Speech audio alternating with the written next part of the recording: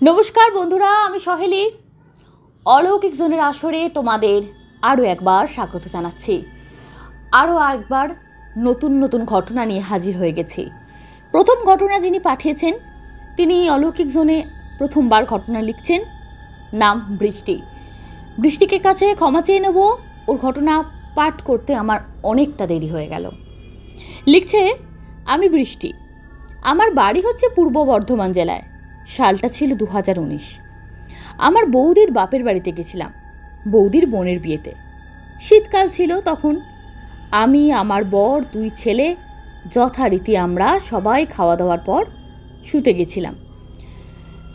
বৌদির পিসির বাড়িটা ছিল 4-5টা বাড়ি পার হয়ে একটা গলির মধ্যে। আমাদেরকে বৌদি সেখানে নিয়ে গেল। আমরা সেখানে গিয়ে দেখি যে একজন নবদম্পতি দুজনকে জড়িয়ে ধরে কান্নাকাটি করছে। ওনারা ওই বৌদির বোনের বিয়েতে এসেছেন, নতুন বিয়ে হয়েছে, এখনো দিরাগমন হয়নি। আমি ভাবলাম যে নতুন বিয়ে হয়েছে, আলাদা আলাদা শুতে দিয়েছে, তাই হয়তো কাঁদছে। কিছুক্ষণ পর বুঝতে পারলাম যে সেই জন্য কাঁদছে না, ওই বউটাকে আসলে ভূতে ধরেছে। বউটা চেয়ারে বসে আছে, ওনার স্বামী হাত ধরে সমানে কেটে যাচ্ছে। সবে মাত্র বিয়ে হয়েছে, আর এইরকম একটা পরিস্থিতি ভয়ও পাচ্ছে সবাই বাড়িতে। লোকজন সবাই জেগে আছে, এক একজন এক এক রকম বলছে। ঘুম তো গেল মাথায়, এরকম একটা দৃশ্যের জন্য প্রস্তুত ছিলাম না। বৌদির বাপের বাড়িটা নদিয়া জেলার, গ্রামের মানুষ এগুলো ভালো বুঝতে পারে। অনেকজন আছে যারা ঝাড়ফুঁক করে। রাত তখন প্রায় 11:30 বেজে গেছে। আমি ছোট থেকে গ্রামে বড় হয়েছি, আমি এই সমস্ত কিছু বিশ্বাস করি। ভূত আছে, চোখের সামনে এইরকম ঘটনা অনেক দেখেছি। খুব একটা ভয় লাগে না আমার। আর আমার শ্বশুরবাড়ি একটু শহরের দিকে। হাজব্যান্ড তো ভীষণ ভয় পাচ্ছে, ও আমাকে বলছে চলো এখানে আর শুতে হবে না। আমি বললাম কিচ্ছু হবে না। ওই বউটা চোখ বড় বড় করে তাকাচ্ছে, কখনো রাগ দেখাচ্ছে, কখনো কাঁদছে। আমি এখন বললাম যে শুকনো লঙ্কা পুড়িয়ে ওর নাকের সামনে ধরতে। ওরা এই লঙ্কা পোড়ানোর গন্ধটা না একদম পছন্দ করে না, ওদের নাকি প্রচণ্ড কষ্ট হয়। আমি এই কথাটা বলায় আমার দিকে তাকিয়ে আছে বড় করে সবাই। বউটার শাশুড়ি মা খুব কাঁদছে, গায়ে হাত বুলিয়ে দিচ্ছে, বাবা বাছা বলছে। আমি বললাম যে আপনি এদের সাথে বেশি ভালো ব্যবহার করলে বেশি পেয়ে বসবে। ওখানে আরও একজন ভদ্রলোক ছিলেন, উনিও আমার সঙ্গে সহমত হলেন। উনি খুব গম্ভীর গলায় জিজ্ঞাসা করছেন, কে তুই, কেন এসেছিস? ওকে ছেড়ে দে, চলে যা। তখন বলছে না, আমি ওকে ছেড়ে যাব না, ওকে আমার খুব ভালো লেগেছে, আমি ওর কাছেই থাকবো। তখন উনি বলছেন, ভালো কথা বলছি, চলে যা, তোর অন্য ব্যবস্থা না হলে নেব। আমি তখন বললাম যে এরকম ভালো হবে না, তোমাদের এখানে ওঝা থাকলে নিয়ে যাও। আমার দিকে আবারও তাকালো আমার হাজবেন্ড, ও প্রচণ্ড ভয় পাচ্ছে। আমাকে বলছে, তুমি চুপ করো তো, যা হোক এবার দেখবে তোমার ঘাড়ে ভর করবে। কেউ ঘুমোতেও পারছে না, সারাদিন পরিশ্রম, শরীর চলছে না, জাগতে ইচ্ছা করছে না, অথচ জাগতে হচ্ছে। এবার বউটাকে একা ছাড়া যাবে না, কাউকে ধরে রাখতেই হবে, না হলে ক্ষতি করে দিয়ে চলে যাবে। আমরা যথারীতি শুয়ে পড়লাম, মানে আমি, আমার হাজবেন্ড আর আমার বাচ্চাদের নিয়ে। মাঝে মধ্যেই বউটা চিৎকার করছে, ভালো করে ঘুমও হচ্ছে না। পাশের ঘরেই ওরা আছে। আমার ছেলেও খুব ভয় পাচ্ছে, একদম চেপে ধরে শুয়ে আছে। সেদিন রাত্রে আর কিছু করা যায়নি, ওভাবেই কেটে গেল। কিন্তু অত রাত তো কিছু করা যাচ্ছিল না। পরের দিন সকালবেলা, আগেই বলেছি গ্রামে তো অনেক ঝাড়ফুঁকের লোক আছে, এবার একটা আগ্রায় নিয়ে গেল, ওদের একটা মন্দিরের মতো একটা জায়গা। ওখানে নিয়ে রাখলে নাকি ঠিক হয়ে যায় সবাই। মাঝে মধ্যে ওখানে একজন সাধু টাইপের মানুষ আসে, তিনি নাকি এগুলো জানেন, করেন, ইত্যাদি ইত্যাদি। পরের দিন ঝাড়ফুঁক করা হয়েছিল, জিজ্ঞাসা করলো যে কে কেন এসেছিল। বলেছে যে না, আমার ওকে খুব ভালো লেগেছে। কখনো সাধু বাবা বলে, তুই ওকে পেলি কোথা থেকে, কোথায় থাকিস? তখন বলছে, মেয়েটার যেখানে বাড়ি ছিল সেখানে ওদের বাড়ি ছিল, যাতায়াতের রাস্তাতে একটা রেল লাইন পড়তো, ওখানে একটা গাছে আমি থাকি। মানে ওখানেরই লোক ছিল, সে মারা গেছে, মারা গিয়ে ওখানকারই গাছে থাকতো। বউটা বিয়ের আগে চুল খুলে ওখানে ঘুরতো ম্যাক্সিমাম দিন। উনি বলে, তুই কি ভালোই ভালোই যাবি না আমাকে ব্যবস্থা নিতে হবে? সে বলে, না আমি ছাড়বো না, কিছুতেই ছাড়বো না। তখন ওই সাধু বাবা ওনার পদ্ধতি ব্যবহার করে বউটাকে ঠিক করেন, জল পোড়া তাবিজ দেন এবং বলেন, তাবিজটা পড়ে থেকো, তাবিজটা খুলে ফেলো না। বউটা এরপর আস্তে আস্তে ঠিক হয়ে যায়। এটা ছিল ঘটনা। দিদি, কেমন লাগলো জানি না, প্রথমবার লিখছি, নার্ভাস লাগছে। তোমার পাঠ আমার খুব ভালো লাগে। আমার নাম ঠিকানা বলতে পারো, কোনো সমস্যা নেই। Thank you so much. সত্যি কথা বলছি, খুবই ভালো লাগলো তোমার ঘটনা। চলে যাচ্ছি আজকের দ্বিতীয় ঘটনায়। ঘটনা পাঠিয়েছেন শান্তনু চক্রবর্তী। ঘটনাটার দুটো পার্ট আছে, দুটো পার্টই আজকে শেষ করে দেবো। লিখছেন, বেগুনকোদো স্টেশন নিয়ে একটা ভয়ঙ্কর সত্য ঘটনা আছে, যা ইন্টারনেট বা অন্য কোথাও পাওয়া যাবে না। আমার সাথে আলাপ হয়েছিল এক ব্যক্তির, যাকে ঘটনাটি বলেছিলেন একজন রেলওয়ে কর্মচারী। 1960 সালে স্টেশনে একটি দুর্ঘটনা ঘটে, অনেক মানুষ মারা যায়। তারপর থেকে রাতে স্টেশনে অদ্ভুত আলো দেখা যায়, আর মৃত মানুষের আত্মারা স্টেশনে ঘুরে বেড়ায়। তিনি নিজে রাতে কাজ করার সময় ওইসব আত্মাদের সঙ্গে কথা বলেছেন। ওই কর্মচারী নাকি তাকে বলেছিলেন যে তিনি একটি ভয়ঙ্কর ঘটনার সাক্ষী, যা 20 বছর আগে তিনি দেখেছিলেন, যখন তিনি বেগুনকোদো স্টেশনে রাতের শিফটে কাজ করতেন। সেই রাতে সেই কর্মচারী স্টেশনে একা কাজ করছিলেন। হঠাৎ তিনি একটা ট্রেনের শব্দ শুনতে পান, কিন্তু ট্রেনটিতে স্টেশনে থামেনি। তিনি বাইরে এসে দেখেন যে ট্রেনটি প্ল্যাটফর্মে পাশ দিয়ে চলে যাচ্ছে, কিন্তু ট্রেনের যাত্রীদের দিকে তাকাতেই দেখেন তাদের চোখগুলো স্থির। তিনি বুঝতে পারেন তারা মৃত। প্রত্যেকের চোখই খোলা, কারোর চোখের পাতা পড়ছে না, এবং সবাই কর্মচারীকে দেখে অদ্ভুতভাবে হাসছে। কি যেন একটা হাসির মধ্যে অন্য অর্থ লুকিয়ে আছে। সে কর্মচারী বলেছিলেন যে ট্রেনটি দেখতে ঠিক অবিকল বাস্তবে ট্রেনের মতোই, কিন্তু যখন তিনি সেই ট্রেনের কাছে যান তখন বুঝতে পারেন এটা একটা ভৌতিক ট্রেন। তিনি আশ্চর্য হয়ে দেখেন যে ট্রেনের চাকাগুলো নেই, ইঞ্জিন থেকে ধোঁয়া বেরোচ্ছে না, তবে কিসের একটা অদ্ভুত আলো গোটা ট্রেনকে ঘিরে আছে, কিন্তু সেটা কোনো জাগতিক আলো না। সেই ট্রেনে কম যাত্রী ছিল না, কিন্তু একজনকে দেখেও তার মনে হয়নি তারা জীবিত। আরো আশ্চর্য, প্রত্যেকে একই দিকে তাকিয়ে আছে, যেন প্ল্যাটফর্মে নামার অপেক্ষায়। কিন্তু তিনি জানতেন সেই রাতে সেই সময় প্ল্যাটফর্মে কোনো ট্রেনের আসার সময়সূচি ছিল না। আসলে তার মতে এটা ছিল ভূতুরের ট্রেন। রাতের আত্মাদের নিয়ে সেই ট্রেন ঘুরে বেড়ায়। তিনি দেখেছিলেন ভূতেরা চলন্ত ট্রেন থেকে প্ল্যাটফর্মে নেমেছিল এবং চারদিকে ঘুরিয়ে বেরিয়েছিল। তাদের সবার চোখ আগের মতোই একইভাবে অপলোকভাবে কর্মচারীকে দেখে হেসে যাচ্ছিল। সেই সময় প্ল্যাটফর্মে তিনি এবং ভূতেরা ছাড়া আর কেউ নেই। সেই সময় হঠাৎ একজন ভৌতিক সত্তা সে কর্মচারীর কাছে এসে বলল, আমরা এখানে আবার ফিরে এসেছি। কেন জানো? আমরা কিছুতেই আমাদের মৃত্যু স্মৃতি ভুলতে চাই না, ভুলতে পারবও না। এসব দেখে কর্মচারী ভয়ে জড়সড় হয়ে পড়েন, কেননা সেই রাতে সেই প্ল্যাটফর্মে অনেক অশরীর মাঝে তিনি একা মানুষ। ভাবতে পারছেন? হঠাৎ তিনি একজন মহিলার কান্নার শব্দ শুনতে পান, যে মহিলা প্ল্যাটফর্মের শেষের দিকে দাঁড়িয়ে আছে। সেই কর্মচারী পরে জানতে পেরেছিলেন যে এই মহিলাটি ছিলেন ট্রেন দুর্ঘটনায় মৃত এক যাত্রীর স্ত্রী।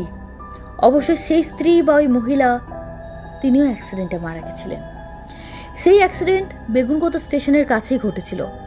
যখন ট্রেনটি বেগুনকোদো স্টেশনের কাছে এসে বাঁক নিচ্ছিল, তখন ট্রেনের ইঞ্জিনে আগুন ধরে যায়। ট্রেনটি লাইন থেকে ছিটকে পড়ে, সমস্ত যাত্রী মারা যায়। তাদের আত্মা ওই ট্রেনেই আটকে পড়ে আছে। সে অ্যাক্সিডেন্টের পর থেকে যাত্রীদের আত্মা স্টেশনে আসে, কারণ তারা মৃত্যুর স্মৃতি ভুলতে পারে না। সেই মহিলার আত্মাও স্টেশনে আসে তার স্বামীর সঙ্গে দেখা করার আশায়, কিন্তু অন্য ভূতেরা তাকে বাধা দেয়, কারণ তারা চায় না মহিলা ও তার স্বামী একে অপরের সঙ্গে মিলিত হোক। তাদের মৃত্যুর স্মৃতি ভুলে গিয়ে পরস্পরকে ভালোবেসে নতুন জীবনে প্রবেশ করুক। তাদের জীবনে প্রেম নেই, ভালোবাসা নেই, স্বপ্ন নেই, আছে যন্ত্রণা, একাকিত্ব আর কষ্টের স্মৃতি। তারা চায় ওই মহিলাও সেই কষ্টের স্মৃতি নিয়ে ঘুরে বেড়াক, তাদের মতোই যন্ত্রণা ভোগ করুক। একই জায়গায় দুই স্বামী স্ত্রীর আত্মা ঘুরে বেড়ায়, কিন্তু কেউ কাউকে খুঁজে পায় না। সে কর্মচারী বলেছেন যে এখনও প্রতি পূর্ণিমার রাতে সেই ট্রেনটি আসে। যাত্রীরা সেখানে ঘুরে বেড়ায়। স্থানীয় লোকজন বলে সেই সময় স্টেশনে গেলে সেসব হতভাগ্য প্রেতাত্মাতে দেখা গেলেও যেতে পারে। ঘটনার বক্তা জানিয়েছেন যে তিনি নাকি অবাক হয়ে গেছিলেন যে এখনও ঘটনা ঘটে চলেছে, কিন্তু সেই কর্মচারী তাকে বলেছেন যে 2022 সালের পূর্ণিমার রাতে স্টেশনে গিয়ে ভূতদের প্ল্যাটফর্মে ঘুরে বেড়াতে দেখেছেন, যেমন বহু বছর আগে দেখেছিলেন। তাই তিনি মনে করেন যে এই ঘটনা আজও ঘটে। তবে তিনি আর এখন বেগুনকোদা স্টেশনে কাজ করেন না।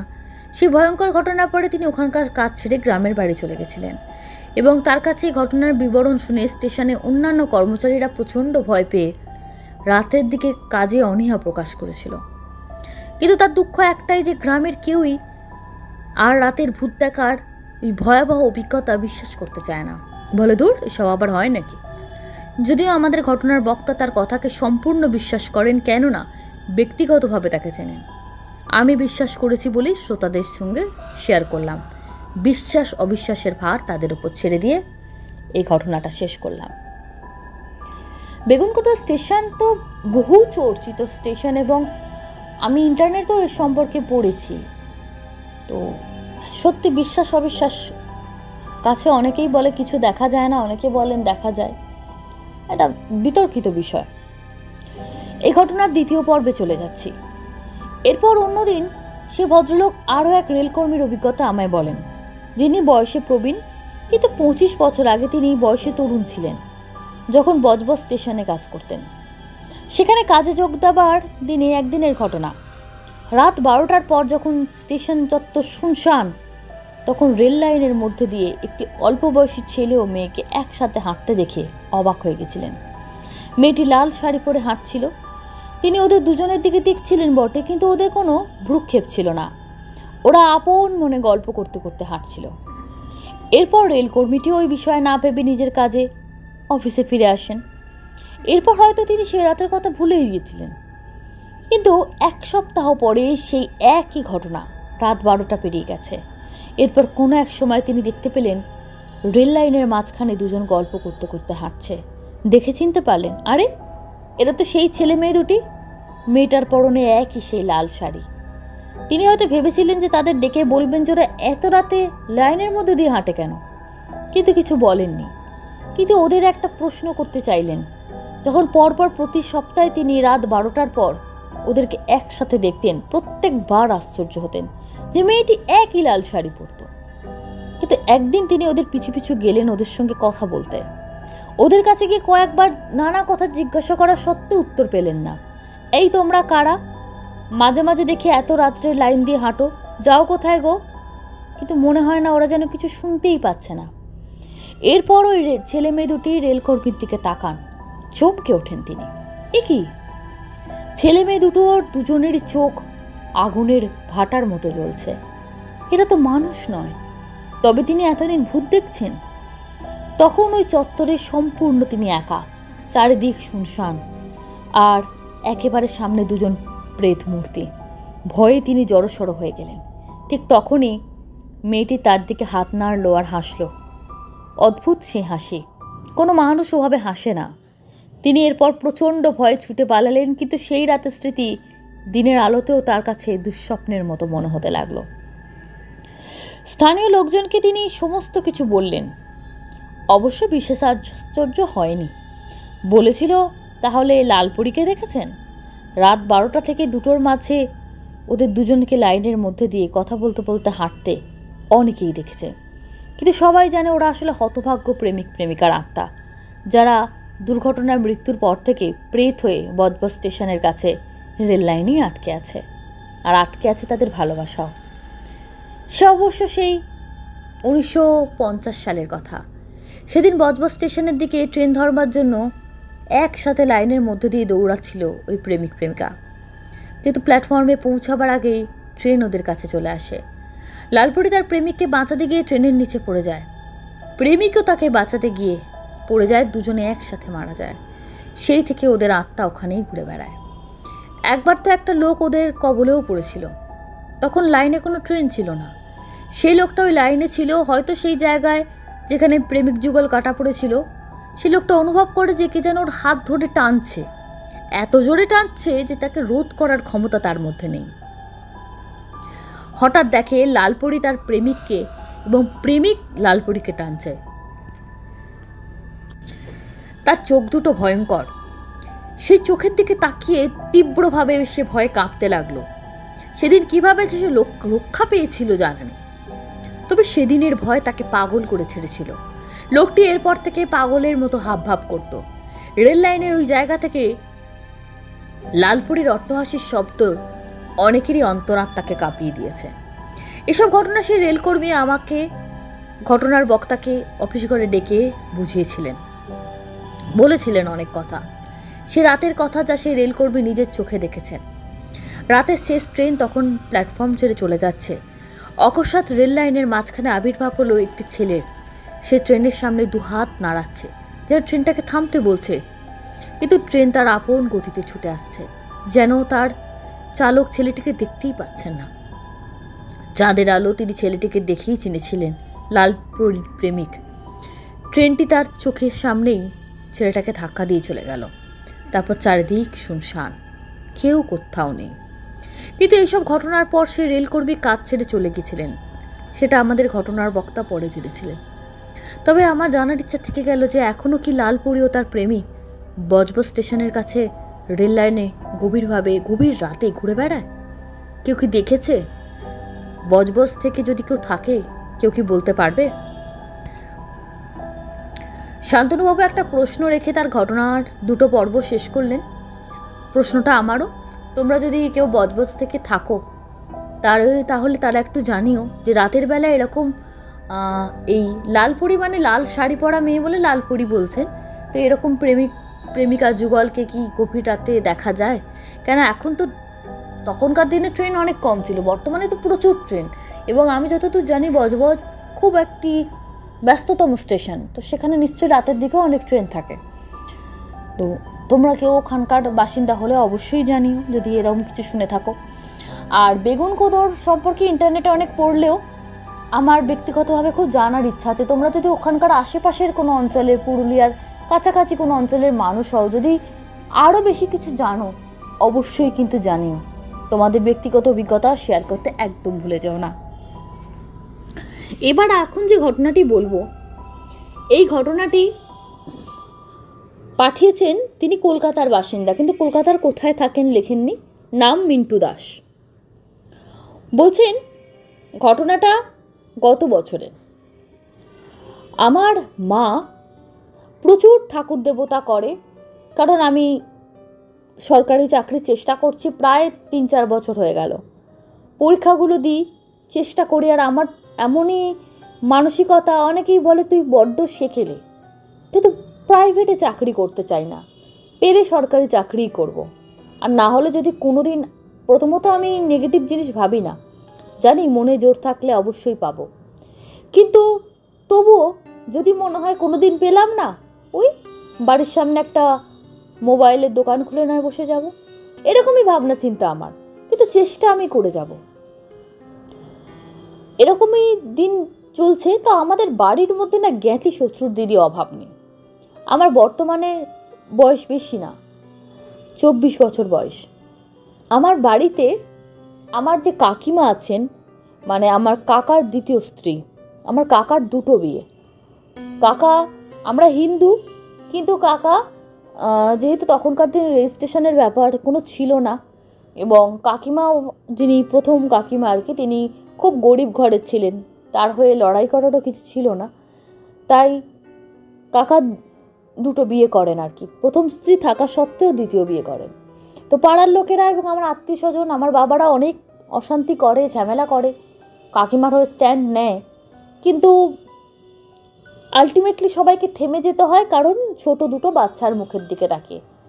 কাকার প্রথম স্ত্রীর দুটো মেয়ে এবং পরের স্ত্রীর একটি ছেলে, কিন্তু ছেলেটা একটু হাওয়া মতো। লোকেরা বলে যে আমার কাকিমা নাকি কাকাকে একদম ফাঁসিয়ে বিয়ে করেছেন। আমিও ভাবি যে সত্যিই তো, আমার প্রথম যিনি কাকিমা তিনি অত্যন্ত সুন্দরী, শান্ত স্বভাবের, শুধু দুটো কন্যা সন্তান জন্ম দেওয়ার অপরাধে তার স্বামী তাকে তার সামনে দিয়ে আর একজনকে বিয়ে করে আনো, কত কষ্টের জীবন। বর্তমানে আমার সেই দুই দিদি, সম্পর্কে দিদি হয় কারণ আমি ওদের অনেক পরে জন্মেছি, তারা দুজনেই সরকারি চাকরি করে এবং মাকে নিয়ে চলে গেছে। মা কখনো বড় মেয়ের কাছে থাকে, কখনো ছোট মেয়ের কাছে থাকে, এবং কাকিমা বর্তমানে খুব আনন্দে আছেন। জীবনে যত দুঃখ তিনি পেয়েছেন প্রথম জীবনে, মেয়েদের চাকরি পাওয়ার পর এবং দুটো জামাইও ভীষণ ভালো, খুব সুখে আছেন। কিন্তু দ্বিতীয় যিনি স্ত্রী, তিনি ওই অসমর্থ ছেলেকে নিয়ে থাকেন, কিন্তু চোখ টোকগুলো মনে হয় যেন মার্বেলের মতো ঘুরছে। পাড়ার লোকেরাও কেউ পছন্দ করে না। সবাই তো বলে কাকাকে নাকি তন্ত্র করে বিয়ে করেছে, তার মা নাকি খুব ভালো তন্ত্র করতো। কাকা নিজেও সরকারি চাকরি করত। অনেকে কখন কাকা দ্বিতীয়বার বিয়ে করেন, অনেকে বলে তোমার চাকরি চলে যাবে, তুমি যেটা করেছো সেটা আইনের চোখে দণ্ডনীয় অপরাধ। তোমার প্রথম স্ত্রী যদি বাচ্চাদেরকে নিয়ে গিয়ে তোমার বিরুদ্ধে সাক্ষী দেয়, তোমার কপালে বিপদ আছে। কিন্তু ওই যে শাসালে সব কিছু করলেও কাকার চাকরি চলে গেলে কাকিমা তার দুটো মেয়েকে নিয়ে পথে বসতেন, কারণ কাকিমার বাপের বাড়ির অবস্থা ভালো ছিল না। সময়ের জন্য, পরিস্থিতির চাপে মানুষকে অনেক কিছু স্বীকার করতে হয়, সেটা আমি আমার ওই বড় কাকিমাকে দেখেই শিখেছি। তাই জন্য ওনার কাছ থেকে মনের জোর পাই যে কীভাবে একটা মহিলা গোটা জীবন লড়াই করেছেন। চোখের সামনে সতীন নিয়ে ঘর করা, বিশেষ করে আমাদের হিন্দু ঘরে যেখানে এই প্রথাগুলো নেই, সেখানে মেনে চলা অত্যন্ত কষ্টের। যাদের প্রথা আছে তারা তো মানতে বাধ্য। উনি বলছেন আরও, তো কাকিমা আমাকে প্রচণ্ড হিংসা করেন। ছোটোবেলা থেকেই আমি ভালো পরীক্ষা দিতে যাব তার আগে সাবানের জল ফেলে রাখতো যাতে যেতে গিয়ে পড়ে যায়, এবং নানা রকম কিছু করতো। আমরা বুঝতে পারতাম, কিন্তু কিছু বলতে গেলে ঝগড়া করে বলতো প্রমাণ কি, আমি তো এমনি করেছি, তোমরা গায়ে মাখো কেন। এইসব সমস্যা হওয়ার পর আমার বাবা কাকা যুক্তি করেন এবং বাড়ির মাঝখান থেকে পাঁচিল তুলে দেওয়া হয়। কিন্তু আমার বড় কাকিমা ও দিদিরা যতদিন ছিলেন, যতদিন তাদের বিয়ে হয়নি বা চাকরি পায়নি, তাদেরও প্রচণ্ড কষ্ট ও হেনস্থা হতে হয়েছে তাদের এই সৎ মায়ের জন্য। কিন্তু ওই ঈশ্বরের ভরসায় তারা ছিলেন। বর্তমানে তারা তো মুক্ত এদের হাত থেকে। এখন কাকু রিটায়ার করেছেন, শরীর বেশ খারাপ, আগের মতো সেই মেজাজও কাকুর আর নেই। কিন্তু কাকিমার মেজাজ যেন উত্তর বাড়ছে, এবং কাকিমা কারুর ভালো দেখতে পারেন না। আমি বলে না, আমাদের পাড়ারও যদি কারুর কিছু ভালো শোনেন, কারুর বিয়ে হচ্ছে বা কোনো একটি ছেলে ভালো চাকরি পাচ্ছে, কোনো কিছুই উনি সহ্য করতে পারেন না। মানে আমার সৎ কাকিমার কথা বলছি, যিনি প্রথম কাকিমার কথা না, একদম সহ্য করতে পারেন না। কারণে অকারণে লোকের সঙ্গে ঝগড়া বাঁধায়, প্রত্যেকে তাকে অ্যাভয়েড করে চলে। রেশনের দোকান থেকে বাজারে সবজি, কারোর এমন কেউ নেই তার সঙ্গে ওনার ঝগড়া হয়নি। এবং ওনাকে দেখে অনেকে বলে যে ওনার চোখগুলো দেখলেই বিরক্ত লাগে, কথা বলতে ইচ্ছা করে না। তো এই তো কাল আমার কাকিমার বর্ণনা। তো গত বছরে কি হলো, গত বছরে আমি অনেক দিন ধরে ফিল করছিলাম, কাকিমা আমার মাকে একবার জিজ্ঞেস করেছিল যে ছেলে ঘরে বসে থাকে, চাকরি বাকরির চেষ্টা করে না কেন। মা বলল ও সরকারি চাকরির চেষ্টা করছে, পেয়েও যাবে, ও দুটো দিদি যখন পেয়েছে ও পেয়ে যাবে। তো আমার বাবা পরে মাকে বকেছিলেন যে ওর কাছে এগুলো কি তোমার বলার লোক পেলে না, ছেলে চাকরি পেলই না, চেষ্টা করছে, তুমি আগে থেকে বলে বসে রইলে। তো আমি রাইস বলে নামই বলে দিলাম, সে সংস্থায় পড়াশুনো করি। তারপর দুদিন বাদে দেখি, 2 দিন কি 3 দিন বাদে বাড়ির মধ্যে আমাদের বেশ আলোচনা হলো, কেন ওকে বলতে গেলে ইত্যাদি ইত্যাদি। মা বললো যে আগে বললেই কি হয়, ওসব মনের ভুল, যার কপালে থাকবে চাকরি হবে, যার থাকবে না হবে না। এই সব বলতে বলতে কয়েকটা দিন বাদে হঠাৎ আমি, আমাদের বাড়ির ওপরে কিছু একটা পড়েছিল, মানে যেখান দিয়ে আমরা যাই, মেন রাস্তার সামনে, আমি বুঝিনি, সাইকেল নিয়ে যাচ্ছিলাম, একটু মারিয়ে ফেলেছি। সেটা মারালাম বলে না কিসের জন্য কাকিমা ফেলে রেখেছিল আমি জানি না। তারপর থেকে যেহেতু উনি এইসব নানা রকম কাজ বরাবর করে আসছেন, তো আমরা এগুলোকে আর সিরিয়াসলি নিতাম না, গা শোয়া হয়ে গেছে। হঠাৎ করে শরীরে প্রচণ্ড চুলকানি, জ্বালা, আমার এত শরীরে কষ্ট হচ্ছে যে আমি কিছুটা রাস্তা গিয়ে আর সহ্য করতে পারলাম না, চোখ দিয়ে জল বেরোচ্ছে আমার রীতিমতো। পাড়ার এক কাকু বলছেন, কি রে খোকা, কী হচ্ছে, শরীর খারাপ লাগছে নাকি? বলছে, ওরা ভাবছে হয়তো কোনো খাবারের বদহজমে গ্যাস হয়ে গেছে বা বমি বমি ভাব আসছে। বললেন, কাকু আমার মাথাটা ঘুরছে, একটু বাড়িতে দিয়ে আসবে। তো একটা ইয়াং ছেলে সে যদি বলে মাথা ঘুরছে বাড়ি দেশে, সবাই ভয় পাবে। আর জানে আমি নেশা ভাঙ করার ছেলে নই যে নেশা করে শরীর খারাপ করছে, সেটাও কেউ ভাবতে পারবে না। বাড়িতে আসতে না আসতে আমি শুরু হলো আমার বমি, লুজ মোশন এবং পাঠা কাটার মতো আমি ছটফট করছিলাম, এত পেটের যন্ত্রণা। ডাক্তারকে ডাকা হলো, ইঞ্জেকশন দিয়ে গেলেন, কমলো না, বাধ্য হয়ে আমাকে হসপিটালে বাড়ি থেকে ভর্তি করে দিল। হসপিটালে 3 দিন না 4 দিন আমি ছিলাম, সমস্ত টেস্ট হলো, কিচ্ছু পাওয়া গেল না, কষ্ট লাঘব হলো না, একটু যেন মনে হলো ওষুধপত্রে কাজ হলো। বাড়িতে এসে আবার শুরু হয়ে গেল, ঠিক 2 দিন কম থাকলো, 3 দিনের দিন আবার শুরু হয়ে গেল। তারপর সবাই বললো অ্যালোপ্যাথিতে হবে না, হোমিওপ্যাথি করো। আমার মা বাবা তাই করলেন, ওখানে সব থেকে আমাদের এখানে যিনি ভালো হোমিওপ্যাথি দেন তার কাছ থেকে নিয়ে এলেন ওষুধ, কাজ হলো, কিছুদিন ভালো রইলাম। আবার সেই মাসের অমাবস্যা থেকে আবার বাড়াবাড়ি, মানে আমি দেখতাম যে অমাবস্যার পূর্ণিমা এলে আমার বাড়াবাড়ি হবেই। অ্যালোপ্যাথি খাই, হোমিওপ্যাথি খাই, কেউ একজন বলল আয়ুর্বেদিক করো, আয়ুর্বেদিকও করা হলো, কিন্তু পূর্ণিমা অমাবস্যাতে আমার হবে। আমার কয়েক মাসের মধ্যে আমার চেহারাটা খুব ভারী হয়ে গেছিল। তখন ভাবতাম যে কী করে ওজনটা কমাবো, দেখতে বয়স্ক লাগছে। এমনই কাকিমার দয়ায় রোগ পেলাম, আমার ওজন 1 লাফে 20 কেজি কমে গেছিলো। শুনলে লোকে হয়তো ভাববেন কি মিথ্যা কথা বলছেন, কিন্তু বাস্তব। আমাকে দেখে সবাই ভয় পেত যে একই চেহারা রে, মাত্র 2-3 মাসের মধ্যে ছেলেটা যেন কাঠ। এই স্বাস্থ্যবান ছেলে দেখে সবাই বলতো চেহারাটা কমা, এই বয়সে ভুঁড়ি হয়ে যাচ্ছে। পাড়ার কাকুরা জেঠুরা দেখে বলতেন। সেই আমি ম্যাক্সিমাম বাড়িতে বসে থাকতাম, ক্লাস করতে যেতাম, চলে আসতাম। ওই রকম চেহারা থেকে ওই আমার অবস্থা। সবাই বললো অন্য কোনো খারাপ রোগ হয়নি তো, মানে ক্যান্সার জাতীয়, সবাই ভয় পাচ্ছে, কারণ এই ধরনের ক্ষয় হয়ে যাওয়া তো ভালো জিনিস না।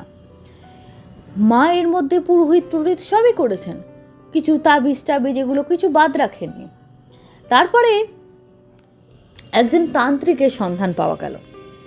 তিনি বললেন যে আপনার ছেলেকে, উনি হাত গুনে বললেন যে আপনার যা বান মেরেছে, এই বানেতে আপনার ছেলের ওজন কমাতো কি আস্তে আস্তে ছেলের মৃত্যু অবধি ঘটতে পারে। তো শুনে তো মা কেঁদে কেটে অস্থির কাণ্ড।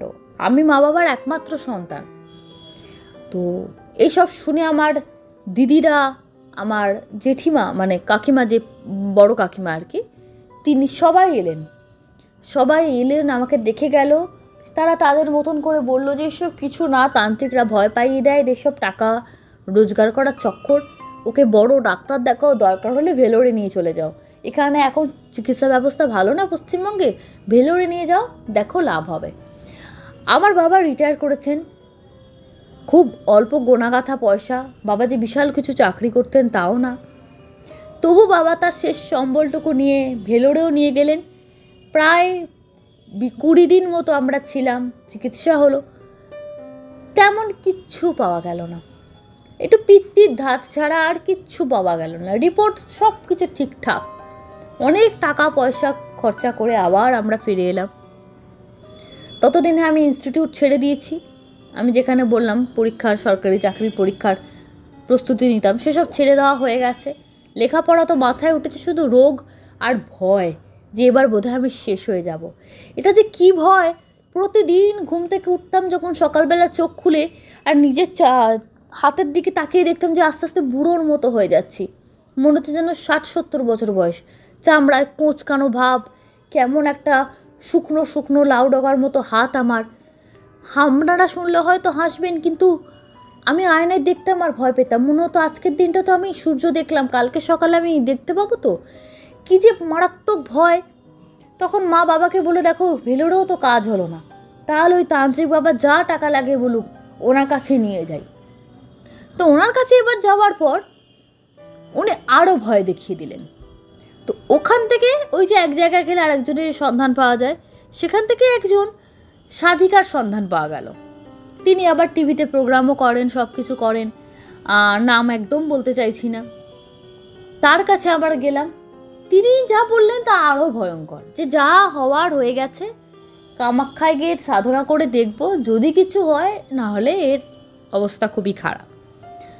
তো যখন কেউ আসার আলো দিতে পারছে না, মাকে বললাম, মা তোমরা মন শক্ত করো, যা হবার হবে, 1 টাকা তোমরা এই তন্ত্র করে আমার পেছনে খরচা করো না। ভয় পেতে পেতে আমিও দেয়ালে আমার পিঠ থেকে গেছে, মরবো তো একদিন মরবো, রোজ কেন মরবো। একেতে বাবার, আমি বললাম, বাবা খুব সাধারণ চাকরি করতেন, আমার বাবা কোনো সরকারি চাকরি ছিল না, তাও চাকরি থেকে অবসর নিয়েছেন, গোনা গাথা টাকা। আমি যদি মরেই যাই, উপরন্তু বাবা মার টাকা পয়সাও যদি শেষ হয়ে যায়, তাহলে আমার বাবা মাকে দেখবে কে? আমার কাকা রিটায়ার করেছেন, তার যদিও দাদার প্রতি সামান্য মায়া দয়া থাকে, তার স্ত্রীর যা অবস্থা, সে তো মানে আমার মা বাবাকে একবেলাও 2টো ভাত দেবে না।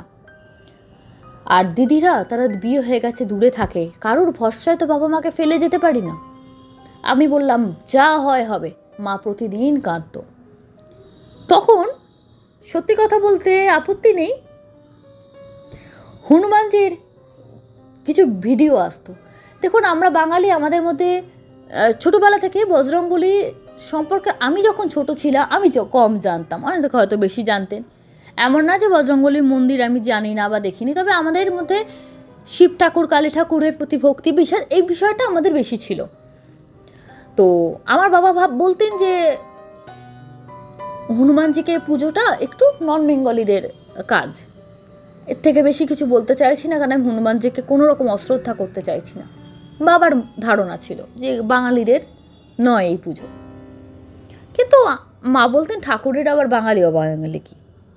কিন্তু তখন আমাদের সব কিছু নর্মাল, তখন আমাদের কোনো রোগ টোগ কিছু ছিল না। কিন্তু ওই যে বিপদ কাকে বলে, আমি এক পণ্ডিতজির ভিডিও দেখা শুরু করলাম।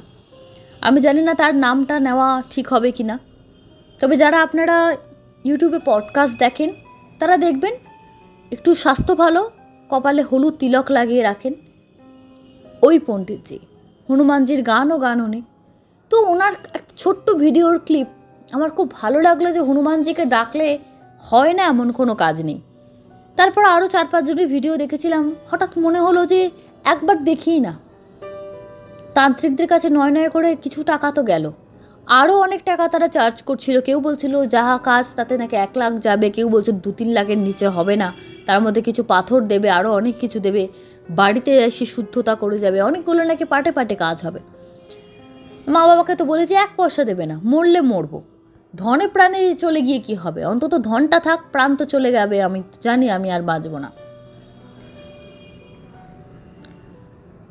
15 দিন টানা হনুমান চালিসা শুরু করব, মানে এখনও বর্তমানেও পাঠ করি, কিন্তু 15 দিন বাদে 16 দিন থেকে, কেউ বিশ্বাস করুন না করুন তার ব্যক্তিগত কথা, আমার শরীরের সমস্যা আস্তে আস্তে কমতে লাগলো। আমি 16 নম্বর দিনের কথা কেন বলেছি, সেই দিন ছিল পূর্ণিমা, যেদিন আমার গায়ে চুলকুনি, র্যাশ ছাড়া গায়ে যে বেরিয়ে যেত, ওগুলো জ্বালা পোড়া ভাব ওটা বাড়তো পূর্ণিমা অমাবস্যায়। তো সেদিন আমি দেখলাম আর হলো না কিছু। তারপরেও আমি করে যাচ্ছি, মন্ত্রপাঠ করে যাচ্ছি, এবং দেখলাম তারপরে অনেক কটা পূর্ণিমা অমাবস্যায় আমার আর কিছু সমস্যা হচ্ছে না। আনন্দ করতেও ভয় পাচ্ছি যে ঠিক ভাবছি তো।